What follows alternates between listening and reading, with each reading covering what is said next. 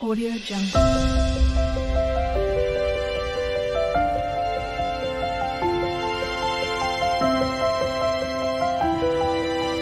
Audio Jungle. Hello friends, कैसे हैं आप सब लोग। आज हम लोग एक बहुत ही इम्पोर्टेंट टॉपिक डिस्कस करेंगे। ये प्रसूति तंत्र से रिलेटेड टॉपिक है, ठीक है।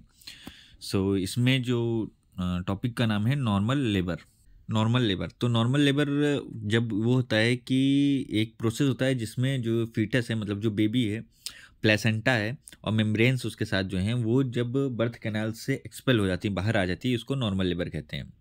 इसका ऑनसेट पेन से होता है। जब महिला को जो डिलीवरी वाला, मोटे तौर पे कहा जाए तो जो डिलीवरी वाला पेन होता है वो जब से स्टार्ट होता है तब से लेकर के जब तक बेबी प्लेसेंटा और उसके मेम्ब्रेन्स जो है बाहर नहीं आ जाते हैं बर्थ कैनाल के थ्रू, तब तक का जो प्रोसेस है उसे नॉर्मल लेबर के अंतर्गत रखा गया है। इसको एक और टर्म से जाना जाता है जिसका नाम है यूटोसिया। सो आज हम इसी के बारे में डिस्कस करेंगे। सो इसमें सबसे पहले हम लोग इसकी डेफिनेशन के बारे में देखेंगे, ठीक है। और फिर देखेंगे डेफिनेशन के अंतर्गत नॉर्मल लेबर के अंतर्गत कौन कौन सी कंडीशंस आती हैं उसके बारे में जानेंगे। उसके बाद स्टेजेस ऑफ लेबर, ठीक है। सो इसके अंदर 4 मुख्य स्टेजेस होती हैं, उसके बारे में डिस्कस करेंगे। फिर उसके बाद causes of onset of labour, ठीक है, कि कौन कौन से कॉज होते हैं जो लेबर को ट्रिगर करते हैं या उसका ऑनसेट बुलाते हैं, करते हैं, ठीक है। तो उसमें हम लोग देखेंगे हार्मोनल कौन कौन से फैक्टर्स होते हैं, विस्तार से डिस्कस करेंगे। मैकेनिकल कौन कौन से फैक्टर होते हैं उनके बारे में देखेंगे। न्यूरोनल कौन कौन से फैक्टर होते हैं, और एक और फैक्टर है जिसका नाम है थ्योरी ऑफ एजिंग प्लेसेंटा, इसके बारे में भी डिस्कस करेंगे। फिर इसके बाद premonitory sign of labour के बारे में जानेंगे, मतलब कि लेबर से पहले कुछ साइन महिलाएं के अंतर्गत पाए जाते हैं, उनके बारे में डिस्कस करेंगे, किस तरह के होते हैं, क्या होते हैं। फिर उसके बाद ट्रू और फॉल्स लेबर के बारे में जानेंगे। कई बार महिलाओं को गर्भ में दर्द होता है और उन्हें लगता है कि अब बेबी के बर्थ का समय हो गया है, ठीक है, और नहीं होता है, तो उसे फॉल्स लेबर कहते हैं। और ट्रू लेबर क्या होता है उसके बारे में विस्तार से, दोनों का डिफरेंस हम लोग विस्तार से देखेंगे, ठीक है। And essential factor influencing labour, इसके बारे में भी विस्तार से डिस्कस करेंगे, ठीक है। सो हम लोग इस वीडियो में इन टॉपिक्स के बारे में डिस्कस करेंगे, जिसके अंतर्गत लगभग कंप्लीट लेबर का जो प्रारूप है उसके बारे में, ठीक है, नॉर्मल लेबर के जो भी क्राइटेरिया हैं उसके बारे में आ जाएगा, ठीक है। अगर आपने अभी तक हमारे चैनल को सब्सक्राइब नहीं किया है तो सब्सक्राइब कर लीजिए, जिससे आपको आने वाले वीडियोज़ के नोटिफिकेशन मिलते रहेंगे। आप हमें फेसबुक और इंस्टाग्राम पे भी फॉलो कर सकते हैं। तो चलिए स्टार्ट करते हैं। तो सबसे पहले देखते हैं डेफिनेशन, ठीक है। इसकी डेफिनेशन क्या होती है। Pregnancy culminate into process called labour, ठीक है। Normal level also called eutocia, इसको यूटोसिया भी कहते हैं। ये एक प्रोसेस है by which the foetus, placenta and membrane are expelled through the birth canal. और ये प्रोसेस है जिसके द्वारा जो मेम्ब्रेन होती है, प्लेसेंटा होता है और फीटस होता है, वो बर्थ कैनाल के मार्ग के द्वारा बाहर आ जाता है, एक्सपेल हो जाता है। सो इसे ही नॉर्मल लेबर कहते हैं। नॉर्मल लेबर की कंडीशन क्या होती है उसके बारे में देखते हैं। तो normal labour occur when foetus is born at term, ठीक है। तो ये टर्म क्या होता है इसके बारे में देखते हैं पहले। तो प्रेगनेंसी के दौरान टर्म क्या होता है आप जानते ही होंगे, वो कब से काउंट किया जाता है इसके बारे में भी आपको नॉलेज होगी, फिर मैं बता देता हूँ। सो जो टर्म की जो पहली डेट है उसकी शुरुआत होती है first day of women's last period, ठीक है। वो वुमेन्स के लास्ट पीरियड जो होता है, प्रेगनेंसी के दौरान मेंस्ट्रुएशन रुक जाता है, तो जो लास्ट मेंस्ट्रुएशन का पहला दिन होता है उससे दिन को काउंट किया जाता है, ठीक है। सो अर्ली टर्म की बात की जाए तो अर्ली टर्म होता है 37 week through 38 weeks and 6 days. अगर फुल टर्म बेबी की बात की जाए जो ये नॉर्मल टर्म के अंतर्गत आता है तो ये 39 weeks through 40 weeks and 6 days आता है। अगर लेट टर्म की बात की जाए तो ये 41 weeks through 41 weeks and 6 days तक आता है। और अगर पोस्ट टर्म की बात की जाए तो ये 42 वीक्स एंड बियॉन्ड, इसके बाद जो भी जितने भी दिन होते हैं उनको पोस्ट टर्म के अंतर्गत रखा जाता है, ठीक है। सो ये टर्म होते हैं। तो foetus is born at term, ठीक है, मतलब कि नॉर्मल टर्म में फ्यूटस जो होता है वो उसकी डिलीवरी होनी चाहिए। सो उसमें ये वाली कंडीशन अप्लाई होती है, मतलब 39 weeks through 40 weeks and 6 days, ठीक। सो ये हो गया पहली कंडीशन की foetus is born at term, मतलब 39 week through 40 week and 6 days. फिर इसके बाद देखते हैं, फिर जो दूसरी कंडीशन होती है वो होती है the foetus is present by vertex. जब बेबी डिलीवरी होती है, ठीक है, बेबी वॉर्म से बाहर आता है, यूट्रस से बाहर आता है, तो उसके कई पोजीशंस होती हैं जिसके द्वारा जो बॉडी का पार्ट है, जैसे हेड हो गया, सर हो गया, या बटक एरिया हो गया, या पैर का एरिया हो गया, तो इस तरह डिलीवरी होती है। So foetus is present by vertex का मतलब ये होता है कि जो बेबी का सर है, यूट्रस से सबसे पहले वो बाहर आना चाहिए, बर्थ कैनाल से सबसे पहले वो बाहर आना चाहिए। आप ये डायग्राम में देख सकते हैं, ये है बेबी की vertex presentation. The process is completed spontaneously, मतलब कि जो प्रोसेस है स्पॉन्टेनियसली होना चाहिए। और जो नॉर्मल लेबर की ड्यूरेशन है वो 18 घंटे से ज़्यादा एक्सीड नहीं करनी चाहिए, ठीक है। जो पेन की शुरुआत होने से बेबी के बर्थ तक की जो कंडीशन है, ठीक है, वो 18 घंटे से ज़्यादा नहीं होनी चाहिए। No complication arise to mother and the baby, और इसके दौरान मदर और बेबी को कोई भी कॉम्प्लिकेशन नहीं होनी चाहिए। अगर ये सब कंडीशंस फॉलो होती हैं, सो इस डिलीवरी को या इस कंडीशन को नॉर्मल लेबर के अंतर्गत रखा जाता है, ठीक। आई होप आपको नॉर्मल लेबर समझ में आ गया होगा, कंडीशंस क्या होनी चाहिए, ठीक। फिर इसके बाद देखते हैं स्टेजेस ऑफ लेबर। सो ये जो लेबर है, ये कई स्टेजेस होती हैं इसकी। अगर मुख्य रूप से देखा जाए तो 4 स्टेजेस के अंतर्गत आता है, ठीक है। पहली स्टेज जिसे डायलिटेशन ऑफ सर्विक्स होता है, सेकेंड स्टेज जिसमें एक्सपल्सन ऑफ फीटस होता है, थर्ड स्टेज जिसमें separation and expulsion of placenta and membrane, ठीक है, एंड फोर्थ स्टेज में जो यूट्रस है उसकी रिकवरी होती है। तो सबसे पहले देखते हैं फर्स्ट स्टेज जिसमें डायलिटेशन ऑफ सर्विस होता है, ठीक है। सो इसके भी अंदर 2 फेज होते हैं, लेटेंट फेज और एक्टिव फेज।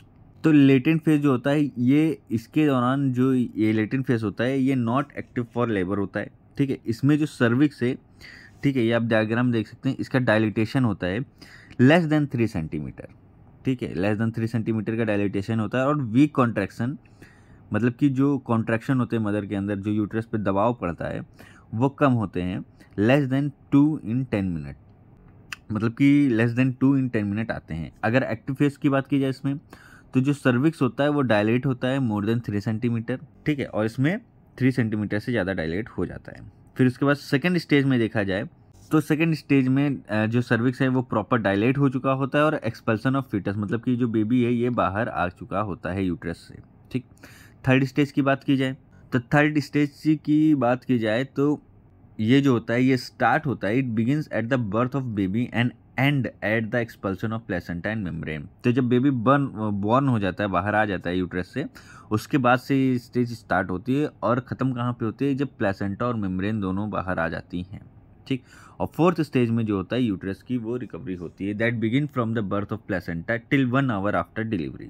प्लेसेंटा की डिलीवरी के बाद के 1 घंटे तक की जो फेज़ होती है उसे रिकवरी स्टेज कहते हैं, ठीक है। सो आई होप आपको ये स्टेजेस ऑफ लेबर समझ में आया होगा। फर्स्ट स्टेज कब स्टार्ट होती है? फर्स्ट स्टेज स्टार्ट होती है ऑनसेट ऑफ ट्रू लेबर से, ठीक है। अब ट्रू लेबर फॉल्स लेबर क्या होता है इसके बारे में आपको आगे बताऊंगा। ट्रू लेबर से स्टार्ट होती है और कहाँ पे ख़त्म होती है, डायलिटेशन ऑफ सर्विक्स पे ख़त्म होती है। इसके अंदर लेटेंट फेज और एक्टिव फेज आता है। Latent phase is from the onset of labour to 3 centimetre dilatation of cervix and the active phase 3 centimetre dilatation to complete dilatation of cervix, ठीक है। तो active phase cervix is dilated more than 3 centimetre और कहाँ पे ये खत्म होगा active phase, second phase जो होता है कहाँ तक, लेस, जब तक जो सर्विक्स है वो पूरा 10 सेंटीमीटर तक डायलेट नहीं हो जाता है, ठीक। तो ये हो गया डायलिटेशन। फिर जब 10 सेंटीमीटर पे डायलेट हो गया पूरा, उसके बाद एक्सपल्सन ऑफ फीटस, ठीक है। तो जब तक बेबी जो है बॉर्न नहीं हो जाता है तब तक ये सेकंड स्टेज चलती है। उसके बाद थर्ड स्टेज में बेबी के बॉर्न से लेकर के expulsion of placenta and membrane तक होता है और फोर्थ स्टेज में एक्सपल्सन ऑफ प्लेसेंटा से 1 घंटे बाद तक, जिसके अंतर्गत यूट्रस की जो रिकवरी होती है वो बहुत तेज़ी से होती है, इसको फोर्थ स्टेज के अंतर्गत रखा जाता है। स्टेजेस ऑफ लेबर का डायग्रामेटिक व्यू, ठीक है। तो स्टेज 1 में देखिए इनिशियल मतलब लेटेंट फेज और एक्टिव फेज। तो इनिशियल फेज में देखिए जो सर्विक्स है वो कम डायलेट हुआ है यहाँ पे, ठीक है, डायग्राम में आप देख सकते हैं कम डायलेट हुआ है। और एक्टिव फेज में 3 सेंटीमीटर, मोर देन 3 सेंटीमीटर पे डायलेट हुआ है, ये देखिए आप लोग, ठीक है। स्टेज 2 की बात की जाए तो जिसमें एक्सपल्सन ऑफ बेबी या बेबी फीटस की बात की जाए तो इसमें देखिए जो हेड है क्राउनिंग ऑफ हेड, मतलब वर्टेक्स पोजीशन से बेबी की डिलीवरी हो रही है। थर्ड स्टेज की बात की जाए तो बेबी की डिलीवरी हो चुकी है, उसके बाद से ये मेम्ब्रेन और प्लेसेंटा का एक्सपल्शन हो रहा है। ठीक, सो ये हो गया 3 स्टेज और 4th स्टेज में रिकवरी होती है। ठीक, सो ये हो गया डायग्रामेटिक व्यू। फिर इसके बाद देखते हैं average duration of stages of labour. तो 3 स्टेज हैं, ठीक है, first stage, second stage, third stage. तो इनकी जो ड्यूरेशन होती है वो एवरेज में क्या क्या होती है उसके बारे में देखते हैं। सो अगर देखा जाए तो 2 टाइप से प्राइमरी ग्रेविडा और मल्टी ग्रेविडा लेडीज़ होती हैं, माएँ होती हैं। प्राइमरी ग्रेविडा का मतलब कि जो महिला पहली बार माँ बन रही है, पहली बार डिलीवरी होने वाली है। मल्टी ग्रेविडा का मतलब कि माँ जो महिला है उसका एक बेबी पहले बॉर्न हो चुका है, उसके बाद के जो बेबीज होते हैं, जैसे दूसरा बेबी, थर्ड बेबी या फोर्थ बेबी। ठीक है, सो ये हो गया। ठीक है, तो फर्स्ट स्टेज की बात की जाए, फर्स्ट स्टेज कौन सी थी? Dilatation of cervix. तो ये प्राइमरी ग्रेविडा में 12 आवर तक होती है। अगर मल्टी ग्रेविडा मदर की बात की जाए तो उसमें ये ड्यूरेशन 6 आवर तक होती है। सेकेंड स्टेज की बात की जाए तो प्राइमरी ग्रेविडा में ये 2 आवर तक होती है, मतलब कि एक्सपल्सन ऑफ फीटस जो में होता है वो 2 आवर तक होता है। लेकिन अगर मल्टी ग्रेविडा में बात की जाए तो ये ड्यूरेशन कम होती है, 30 मिनट्स तक ये हो जाती है।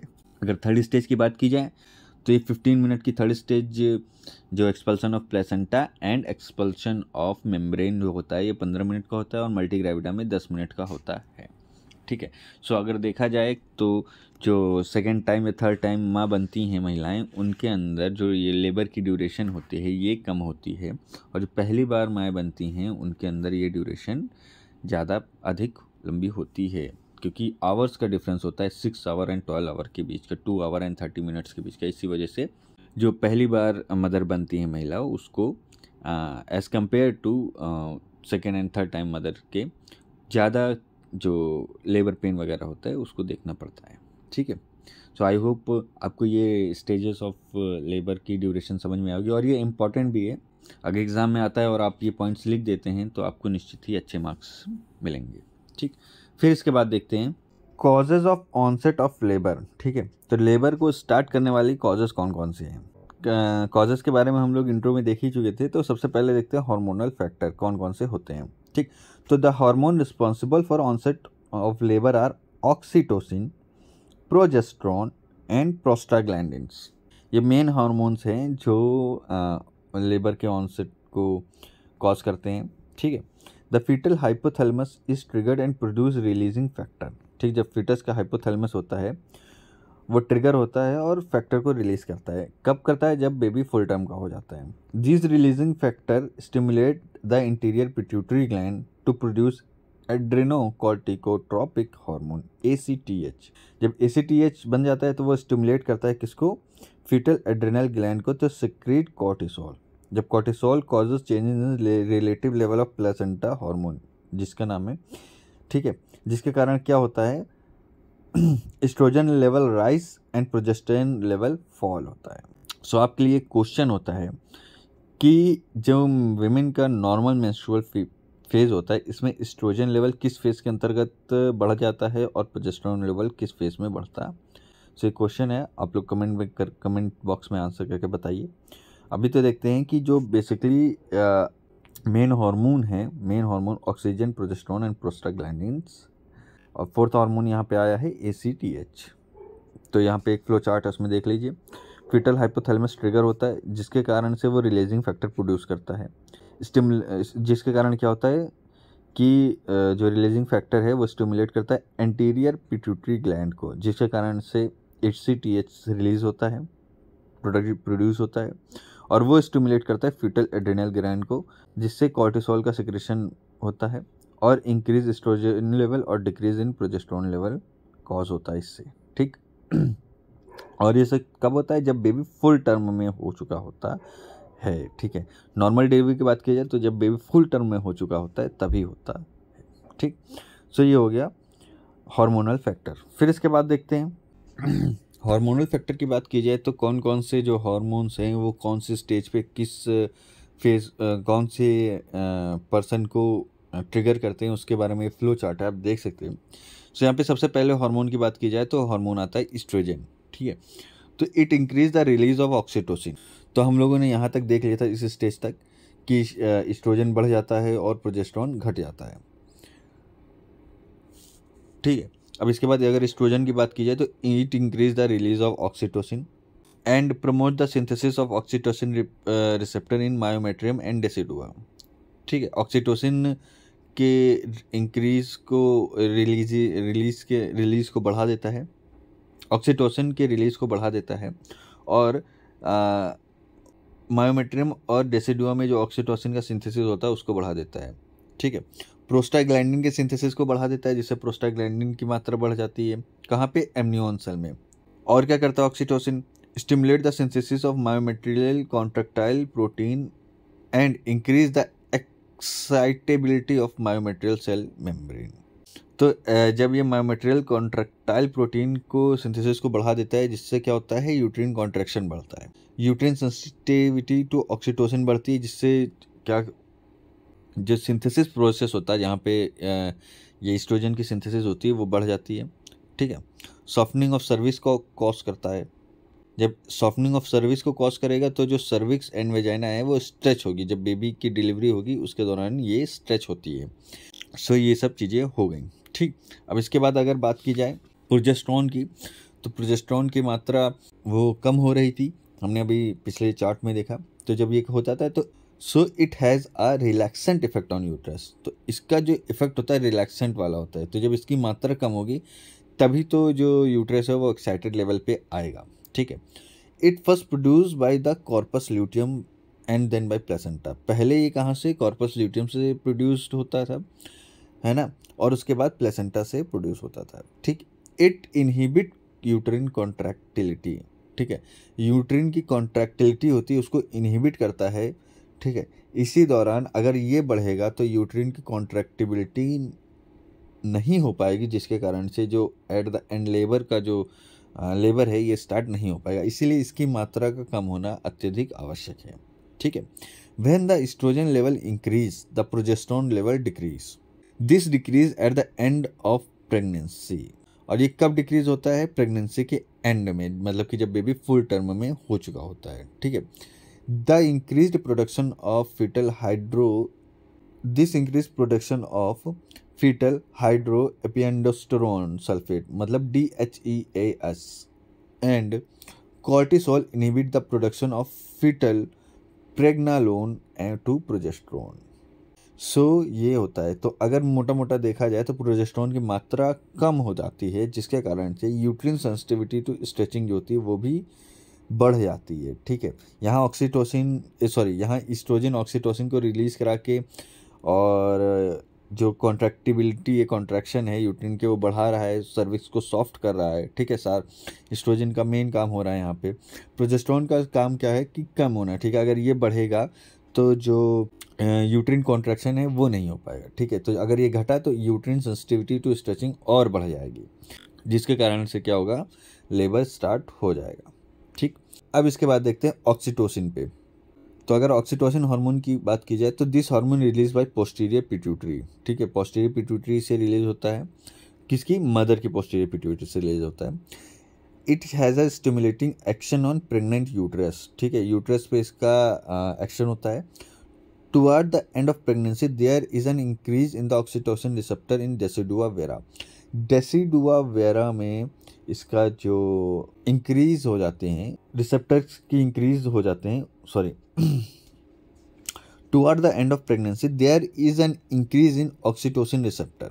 जब प्रेगनेंसी एंड होने वाली होती है तो ऑक्सीटोसिन रिसेप्टर्स की इंक्रीजिंग हो जाती है। कहाँ पे?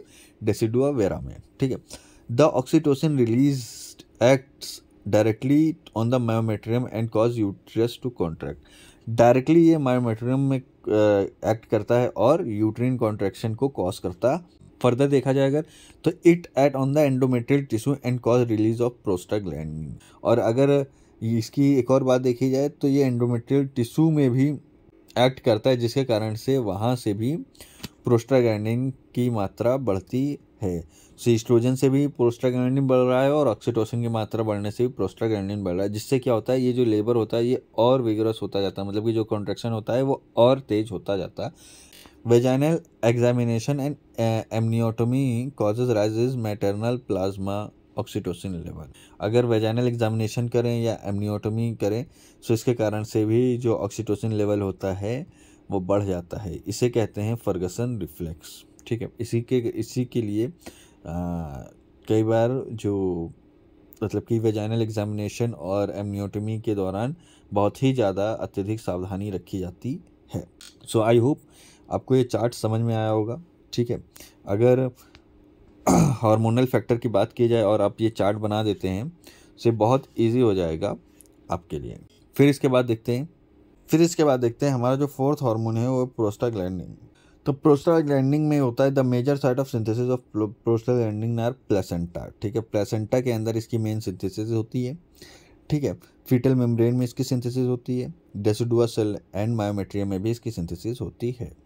It is though that the decidua at the term release prostaglandin from the uterus in response to release of estrogen। तो एस्ट्रोजन की मात्रा बढ़ने से ही प्रोस्टाग्लैंडिन की मात्रा भी बढ़ती है और and they act on the uterine muscle to cause it to contract और यूट्राइन कॉन्ट्रैक्शन को कॉज करते हैं। ये हो गया प्रोस्टाग्लैंडिन। तो अगर मेन बात देखी जाए तो जो मुख्य हार्मोन्स इसके अंदर काम करते हैं वो है प्रोजेस्टेरॉन, जिसका काम होता है कम होना, मात्रा में कम हो जाता है, एस्ट्रोजन, प्रोस्टाग्लैंडिन एंड ऑक्सीटोसिन। अगर फीटस की बात की जाए तो उसके अंदर ACTH जो होता है वो मुख्य कार्य करता है। सो ये हार्मोन चार्ट है, आप इसको रिमेंबर कर सकते हैं। ठीक, बहुत ही इंपॉर्टेंट है और अगर एग्ज़ाम में आप ये चार्ट बना देते हैं तो ये बहुत ही ईजी हो जाता है। ठीक, और आप आराम से अच्छे नंबर देख सकते हैं। एंड आई होप आपको ये जो चार्ट है समझ में आया होगा। अगर किसी प्रकार का इस चार्ट में कोई कन्फ्यूज़न है तो आप कमेंट बॉक्स में कमेंट करके पूछ भी सकते हैं।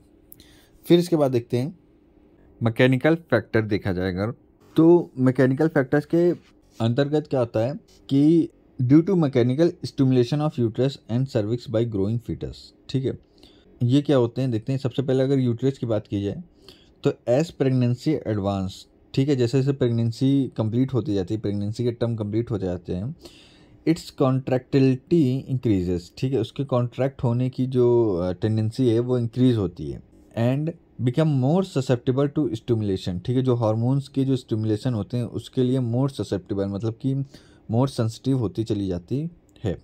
सर्विक्स की बात की जाए तो the presence of presenting part on the nerve ending of cervix cause onset of labour. ठीक है, अगर सर्विक्स में जो प्रेजेंटिंग पार्ट है, जो सर्विक्स की नर्व एंडिंग है, वहाँ पे अगर जो प्रेजेंटिंग पार्ट है वो डेवलप हो जाता है या प्रेजेंस हो जाता है तो उससे भी लेबर का ऑनसेट स्टार्ट हो जाता है जो कॉज हो जाता है। से हो गया मैकेनिकल फैक्टर। फिर इसके बाद देखते हैं न्यूरोनल फैक्टर। ठीक है, तो alpha and beta adrenergic receptor are present in myometrium. ठीक है, मायोमेट्रियम में अल्फा और बीटा एड्रेनर्जिक रिसेप्टर प्रेजेंट होते हैं एंड इनके जो फंक्शन होते हैं, function of alpha and beta receptor are dependent on oestrogen and progesterone. और इनके जो फंक्शन होते हैं वो किस पे डिपेंड होते हैं, एस्ट्रोजन एंड प्रोजेस्टेरॉन पे। ठीक है, तो अल्फा का जो होता है वो एस्ट्रोजन पे डिपेंड करता है और बीटा का प्रोजेस्टेरॉन पे।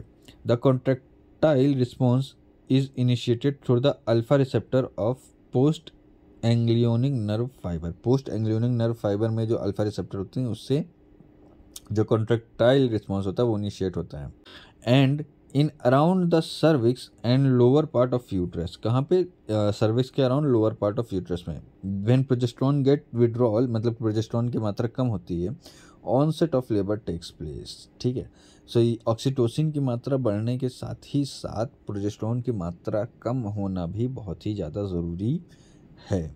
ठीक है, सो ये हो गया न्यूरल फैक्टर। फिर इसके बाद देखते हैं एक छोटी सी पॉइंट है, theory of ageing placenta. Theory of ageing placenta में क्या होता है कि advance placental age decrease blood supply to uterus which trigger the uterine contraction and start labour. जैसे जैसे फ्यूटस का डेवलपमेंट होगा वैसे वैसे प्लेसेंटा का भी डेवलपमेंट होगा। जब ये प्रॉपर हो जाएंगे अच्छे से तो इससे क्या होती है, जो ब्लड सप्लाई है यूट्रस मतलब कि यूट्रस में जो ब्लड सप्लाई है वो कम होती जाती है। ठीक है, जिससे क्या होता है ये ट्रिगर करता है यूट्राइन कॉन्ट्रैक्शन और इससे लेबर स्टार्ट हो जाता है। तो ये हो गया theory of ageing placenta. So ये हो गया causes of onset of labour. ठीक है, सो ये हो गए जो सारे कॉजेज जिनसे लेबर स्टार्ट होता है। कौन कौन से, हार्मोनल फैक्टर जिसके अंतर्गत oxytocin, progesterone, oestrogen and prostaglandin main hormone है।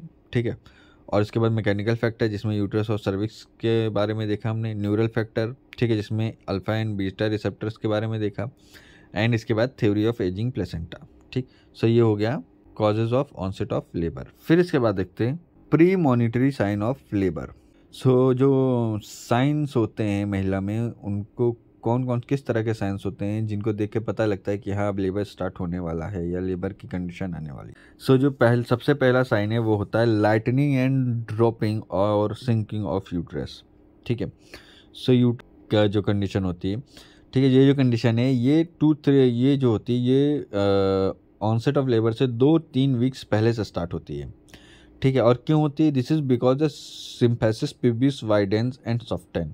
ठीक है, जो सिम्फेसिस पिबिस होता है वो वाइड और सॉफ्ट हो जाता है and the pelvic floor descend to true pelvis. ठीक है, और जो पेल्विक फ्लोर होता है वो ट्रू पेल्विस में डिसेंड हो जाता है, जिसके कारण से ऐसा लगता है जो यूट्रस है वो नीचे की तरफ सिंक हो रहा है। ठीक है, एंड उसके बाद क्या होता है? दूसरा जो साइन होता है वो होता है फ्रिक्वेंसी ऑफ मैच्योरेशन, मतलब कि जो सुसु करने की टेंडेंसी है महिला की वो इंक्रीज हो जाती है due to the pressure of foetal head on the urinary bladder. ठीक है, उसके कारण से फ्रिक्वेंसी ऑफ मैच्योरेशन बढ़ जाती है। उसके बाद presence of false pain, these are erratic and irregular causing the uterus to contract and relax. ठीक है, जो फॉल्स पेन होता है ये भी एक तरह से पेन होता है, मतलब कि जिसमें यूट्रस का सेम वही चीज़ होती है, कॉन्ट्रैक्ट होता है, रिलैक्स होता है। ठीक है, लेकिन ट्रू पेन और फॉल्स पेन में कुछ डिफरेंसेस होते हैं जिसके बारे में आगे डिस्कस करूँगा कि ये इरेगुलर होते हैं, प्रेडिक्टेबल होते हैं, इस तरह की बातें, तो उसके बारे में हम फर्दर आगे डिस्कस करेंगे। अभी तो ये देख लीजिए प्रेजेंस ऑफ फॉल्स पेन होता है। टेकिंग अप ऑफ सर्विस, जिसे कहते हैं इफेसमेंट। ठीक है, cervix gradually merge into lower uterine segment. ठीक है, जो सर्विक्स होता है वो लोअर यूट्रिन सेगमेंट में मर्ज हो जाता है। ठीक है, मतलब कि इतना ज़्यादा जो यूट्रस है वो बढ़ जाता है फिटस के कारण से कि जो सर्विक्स है वो यूट्रिन सेगमेंट में मर्ज हो जाता है। ठीक है, इसके बाद सर्वाइकल राइपनिंग। ठीक है, मतलब कि जो सर्विक्स है वो सॉफ्ट हो जाता है, इफेसिंग हो जाता है, थिनिंग आउट एंड डायलेट हो जाता है। ठीक है, A ripe cervix is soft, less than 1 centimeter in length. Admit a finger easily and it's dilatable. ठीक है, आराम से इसको डायलेट किया जा सकता है। इसके बाद इंक्रीज्ड वेजाइनल सिक्रेशन, वेजाइना से जो सिक्रेशन होता है वो बढ़ जाता है, and increase beyond the normal secretion that occur through the out the pregnancy के दौरान इसका जो सिक्रेशन होता है वो बढ़ा ही रहता है। ठीक है, और जो म्यूकस होता है मोर स्लिपरी एंड विस्कस होता है, गाढ़ा और मोर स्लिपरी होता है। इसके बाद म्यूकस प्लग जो होता है वो एक्सपर्ड होता है with the softening and effacement of cervix. ठीक है, द सर्वाइकल म्यूकस प्लग, जिसे ओपरक्यूलम भी कहते हैं, is expelled resulting in a small amount of blood loss from exposed cervical capillaries known as show. ठीक है, तो म्यूकस प्लग एक्सपर्ड के दौरान एक कंडीशन होती है जिसे शो कहते हैं, जिसमें स्मॉल अमाउंट ऑफ ब्लड जो होता है वो निकलता है। ठीक, इसके बाद ब्रैक्सटन हिक्स कॉन्ट्रैक्शन की कंडीशन आती है, साइन होता है। तो इसमें क्या होता है? Irregular contraction that usually cause discomfort in lower abdomen occur throughout pregnancy now become more powerful intermittent and are associated with pain in back. ठीक है, सो इसमें क्या होता है? जो इरेगुलर कॉन्ट्रैक्शन यूट्रस में होते हैं जिसके कारण से महिला को डिसकम्फर्ट होता है और पेन होता है कई बार, तो ये पूरी प्रेगनेंसी भर होते हैं, लेकिन लास्ट या फुल टर्म बेबी होता है। ठीक है, उसके दौरान ये जो होते हैं ये मोर पावरफुल हो जाते हैं, इंटरमिटेंट हो जाते हैं। ठीक है, और बैक में भी पेन को कॉज करते हैं। इसके बाद नेस्टिंग सिंड्रोम। ठीक है, 1 to 2 week before childbirth देखा जाए तो the women begin to create the most comfortable atmosphere for her future baby. जैसे फ्यूचर बेबी के लिए वो कंफर्टेबल एटमॉस्फेयर को क्रिएट करना स्टार्ट कर देती है। ठीक है, जैसे clean the house, keep the newborn clothes ready, rearranging the household things, prepare herself for admission to hospital. इसके दौरान जैसे अगर देखा जाए जैसे चिड़िया अपने घोंसले को तैयार करती है अंडे देने से पहले, उसी तरह से माँ भी अपने घर को तैयार करती है बेबी के डिलीवरी के एटमॉस्फेयर या कंफर्टेबल बनाती है बेबी के हिसाब से। ठीक है, सो ये हो गया premonitory sign of labour. फिर इसके बाद देखते हैं signs of true and false labour. ये बहुत ही ज़्यादा इम्पॉर्टेंट है कि एग्ज़ाम पॉइंट ऑफ व्यू से भी और ऐसे भी प्रेगनेंसी के दौरान जो पेन होता है वो लेबर पेन ट्रू है या फॉल्स है, इसके बारे में सो कई बार ऐसा होता है कि महिला जो होती है, मदर जो होती है, उसको पेन कॉज होता है और वो उसको ट्रू लेबर पेन समझ लेती है। उसको ऐसा लगता है कि हाँ डिलीवरी का समय आ गया है, और फिर जब हॉस्पिटल जाते हैं तो पता चलता है कि ये डिलीवरी के लिए पेन नहीं था।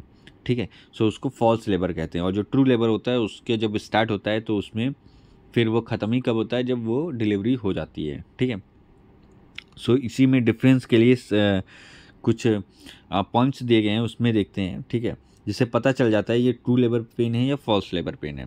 तो जो ट्रू लेबर पेन होता है ये इरेगुलरली बिगिन होता है but become regular and predictable. इसका पहले तो इरेगुलरली स्टार्ट होगा, लेकिन फिर इसके बाद इसका एक पैटर्न बन जाता है, यूनिफॉर्म पैटर्न बन जाता है, जिससे हम इसको इजीली प्रिडिक्ट भी कर सकते हैं कि कितनी देर बाद आएगा और कितने टाइम तक आएगा।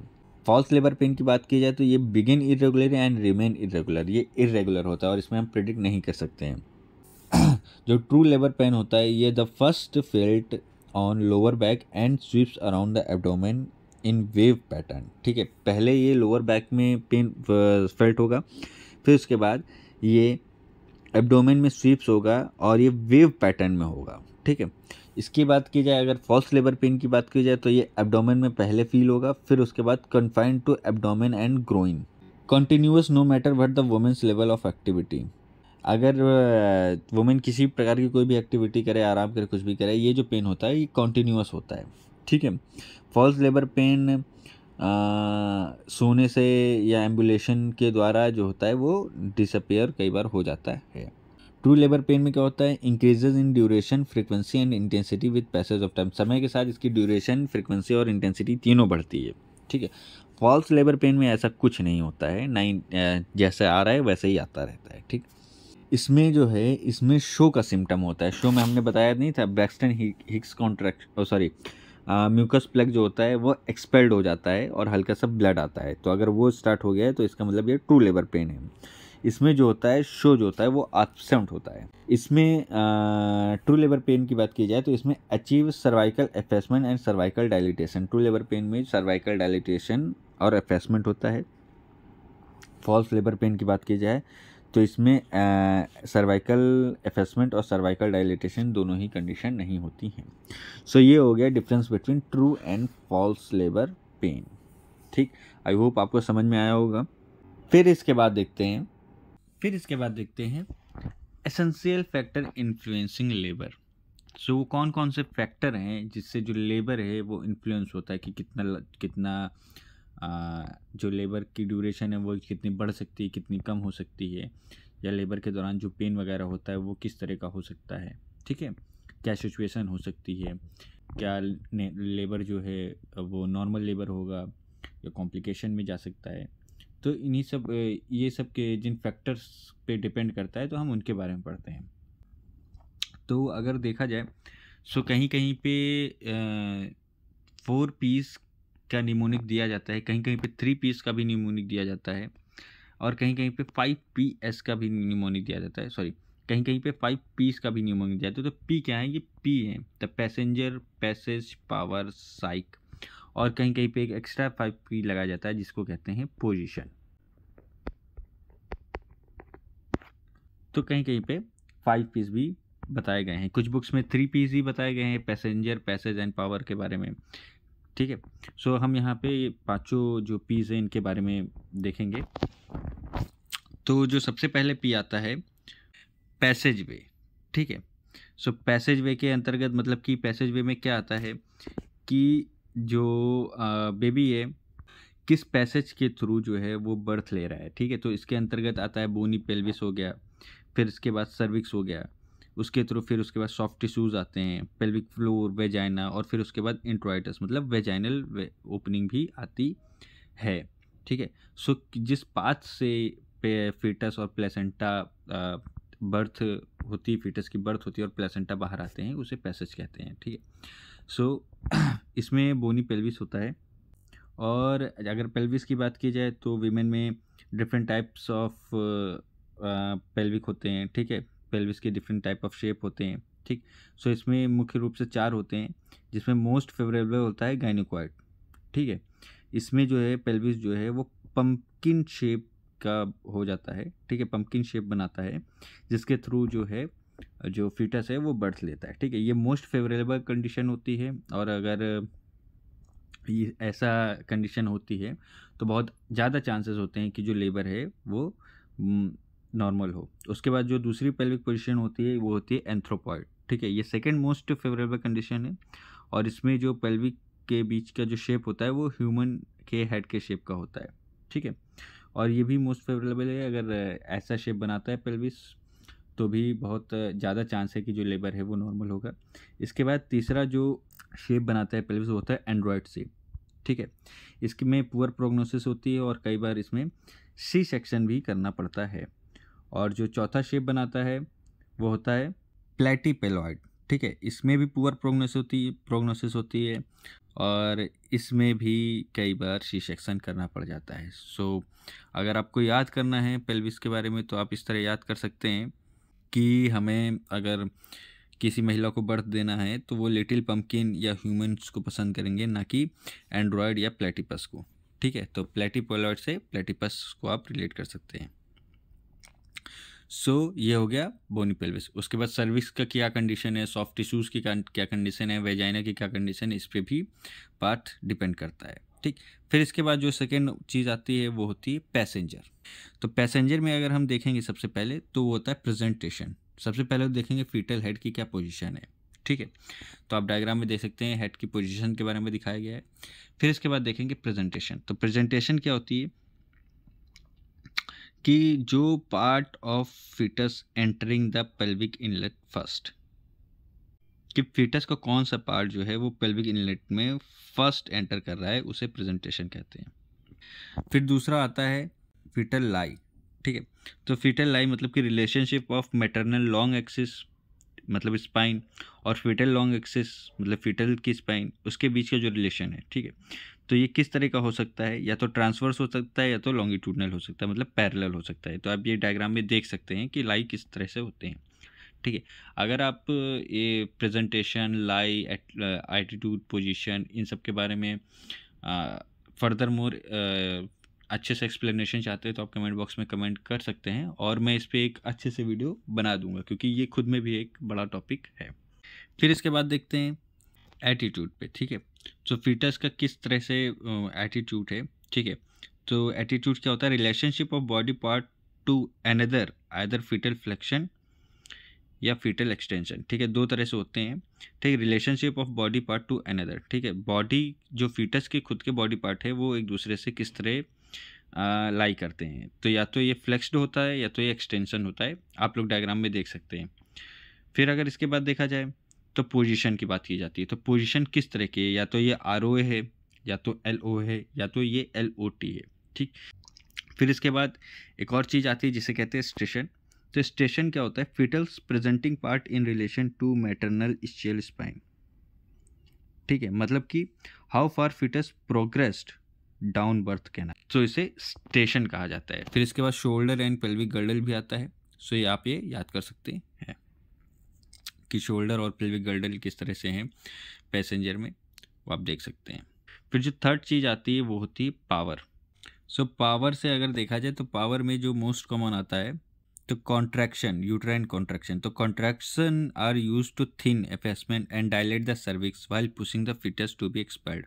सो जो एक्सपेल्ड फीटस को एक्सपेल करने के लिए मदर के द्वारा जो कॉन्ट्रैक्शन किया जाता है, या जो बॉडी के द्वारा कॉन्ट्रैक्शन किया जाता है वेजाइना यूट्रस में, उसकी पावर को यूट्राइन कॉन्ट्रैक्शन कहते हैं। तो इसमें मेन दो चीज़ें देखी जाती हैं, एक तो ड्यूरेशन मतलब कि how long a contraction last, मतलब कि start of one at contraction to end of same contraction, ठीक है।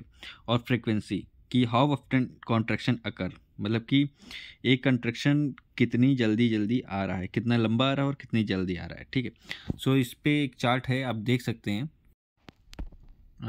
इसमें प्राइमरी फोर्सेस के बारे में बताया गया है। तो कॉन्ट्रैक्शन में अगर इस चार्ट को देखा जाए तो इसी में कॉन्ट्रैक्शन भी आ जाता है।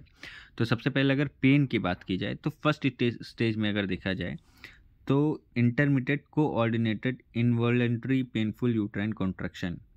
अगर सेकेंड स्टेज में देखा जाए तो सेम स्टेज में भी पेन जो होता है इसी तरह का होता है along with retraction. And third stage में देखा जाए तो same as first stage along with retraction, ठीक है। अगर ड्यूरेशन की बात की जाए तो जो ड्यूरेशन होती है वो फर्स्ट स्टेज में 30 से 60 सेकेंड की होती है कॉन्ट्रैक्शन की, सेकेंड स्टेज में 60 से 90 सेकेंड की होती है कॉन्ट्रैक्शन की ड्यूरेशन, और थर्ड स्टेज में 60 से 90 सेकेंड की ड्यूरेशन होती है। ठीक है, ये जो पेन की बात कर रहे हैं ये कॉन्ट्रैक्शन के दौरान जो होने वाला पेन है इसके बारे में बता रहे हैं।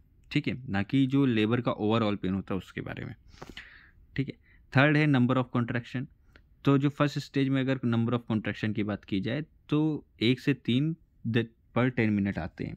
ठीक है, सेकंड स्टेज में 5 से 10 पर 10 मिनट आते हैं। क्योंकि सेकंड स्टेज में ही फीटस एक्सपेल्ड आउट हो जाता है, इसीलिए थर्ड स्टेज में कॉन्ट्रैक्शन की ज़रूरत नहीं होती, क्योंकि फिर प्लेसेंटा अपने आप ही धीरे से बाहर आ जाता है। ठीक है, नॉर्मल लेबर में।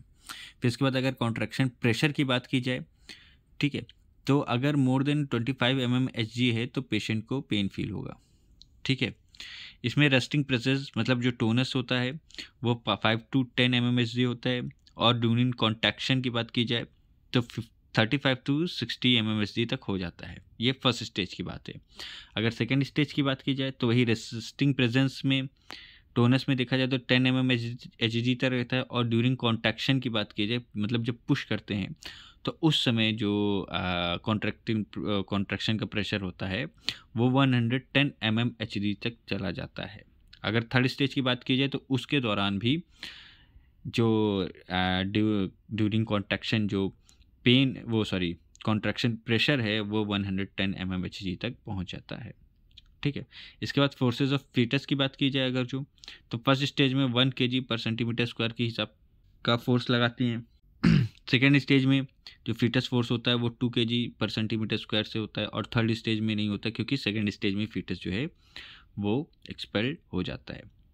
अगर रिजल्ट की बात की जाए, ठीक है, तो फर्स्ट स्टेज में जो होता है temporary shortening of uterine muscle. ठीक है, उसके बाद सेकेंड स्टेज की बात की जाए तो permanent shortening of uterine muscle, और थर्ड स्टेज की बात की जाए तो उसमें permanent shortening of uterine muscle. So ये हो गया प्राइमरी फोर्सेस जो कि आती हैं द पावर के अंतर्गत, जिसमें यूट्राइन कॉन्ट्रैक्शन मतलब प्राइमरी फोर्सेस के बारे में बताया गया है। तो ये हो गया इसका एक्सप्लेन्ड डिस्क्रिप्शन। फिर इसके बाद देखते हैं फिर देखते हैं पोजीशन। मैंने लिखा हुआ था पोजीशन, तो आप लोग देख रहे होंगे कि यहाँ पे पोजीशन लिखी है, और मैं फिर से एक पॉइंट बता रहा हूँ पोजीशन। तो ये जो पोजीशन है ये फीटस की पोजीशन के बारे में बता रहा है, और ये जो पोजीशन है जो एक्स्ट्रा पॉइंट है ये मदर की पोजीशन के बारे में है कि मदर जो है वो किस पोजीशन में बर्थ दे रही है। ठीक है, वो नॉर्मल बैठ के बर्थ दे रही है, लिथोटॉमी पोजीशन में दे रही है, या रनिंग करते हुए मतलब कि कई बार वेजाइनल डिलीवरीज जो है डिफरेंट पोजीशंस में कराई जा सकती हैं। ठीक है, सो मदर को जिस पोजीशन में आराम होता है डिलीवरी करने में उस पोजीशन को प्रेफर किया जाता है। सो किस पोजीशन में मदर जो है वो डिलीवरी दे रही है इस पर भी जो लेबर का जो कंडीशन है वो भी डिपेंड करती है। एंड द फिफ्थ जो पॉइंट आता है होता है साइकी। तो साइकी में क्या होता है कि जो मेंटल कॉन्फिडेंस या जो मेंटल प्रेशर है या जो मेंटालिटी है मदर की, जैसे mother confidence in her ability, ठीक है, उसका जो कॉन्फिडेंस है उसको बूस्ट करना चाहिए। सपोर्ट फ्रॉम केयर गिवर, ठीक है, उसके साथ में जो केयर गिवर है उनकी तरफ से उसको सपोर्ट मिलना चाहिए, मेंटल सपोर्ट। ठीक है, और जो लेबर का इन्वायरमेंट है जो आसपास का उसके इन्वायरमेंट है उसके बारे में देखा जानी है। Psychological stress and labour pain उसके बारे में उसको सांत्वना देनी चाहिए। साइकी का मतलब कि जो मानसिक जो स्थिति है लेबर के दौरान उस पर वो किस तरह की है इस पर भी जो लेबर की कंडीशन है वो डिपेंड करती है। सो ये हो गया एसेंशियल फैक्टर इन्फ्लुएंसिंग लेबर। ठीक है, आई होप आपको समझ में आया होगा, और इसी के साथ ये लेक्चर भी ख़त्म होता है। इसी के साथ ये नॉर्मल लेबर जो टॉपिक है ये भी ख़त्म होता है। अगर आपको समझ में आया हो, पसंद आया हो तो वीडियो को लाइक करें, चैनल को सब्सक्राइब करें। आप हमें फेसबुक और इंस्टाग्राम पे भी फॉलो कर सकते हैं, और किसी प्रकार की कोई क्वेरी हो या कोई कन्फ्यूजन हो तो आप कमेंट बॉक्स में कमेंट करके पूछ सकते हैं। वीडियो को ज़्यादा से ज़्यादा लोगों में शेयर करें, and thank you so much for watching.